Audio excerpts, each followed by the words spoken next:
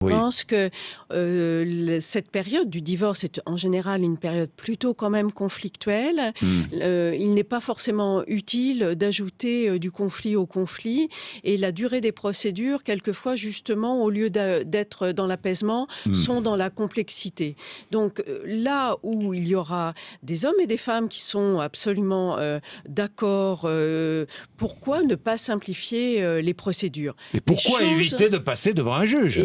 Pourquoi éviter de passer devant un juge? Parce que je vais vous dire comment ça se déroule aujourd'hui. En fait, quelle que soit votre situation, et quel que soit l'état de conflit, vous passez au mieux 18 minutes devant le juge. Est-ce que ces 18 minutes sont 18 minutes qui peuvent régler plusieurs années de vie commune, le sort des enfants? Alors, vous savez, c'est pour ça que nous sommes en train, parallèlement à cette solution-là, de travailler en particulier sur le recours à la médiation pour tous les couples qui divorcent et pour lesquels, là, il y a source de très grands conflits, pour faire en sorte que les enfants ne soient pas des otages de conflits d'adultes. Si j'ai bien compris, quand il y a consentement mutuel, simplifié, on va devant un greffier, hein, ça c'est la solution qui va être retenue, j'ai bien compris. Hein. En tout cas, c'est une des solutions qui est proposée par le rapport. Elle a vos faveurs. Je pense que pour ce qui est de l'ordre de la simplification, oui, puisque nous travaillons parallèlement, y compris dans les situations conflictuelles, pour mettre de la médiation. Et justement, ça permettrait de mettre plus de médiation lorsqu'il y a conflit, si je comprends bien. Absolument. Hein? Donc d'un côté, on va plus vite.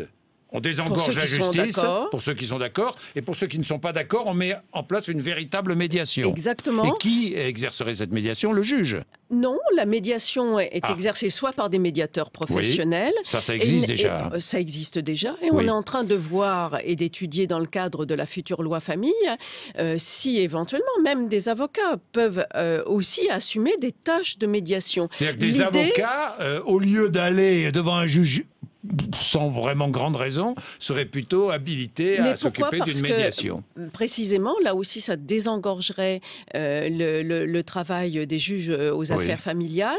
Et on sait qu'en plus, tout ce qui est acquis par la médiation est beaucoup plus durable. Parce que qu'est-ce qui se passe dans une situation conflictuelle? Vous allez devant le juge tranche, arbitre. En général, l'un des deux n'est pas satisfait. Ça veut dire que 6 mois après, tout le monde revient devant le juge. Alors que la médiation, c'est vraiment l'idée de trouver le meilleur contrat possible, en particulier lorsqu'il y a des enfants. Et lorsqu'il y a justement ce contrat qui est trouvé grâce à la médiation, on s'aperçoit que c'est beaucoup plus durable, et donc on ne vient pas encombrer à nouveau la justice. Ce sera dans la loi famille. Oui, la médiation sera dans la loi famille, absolument.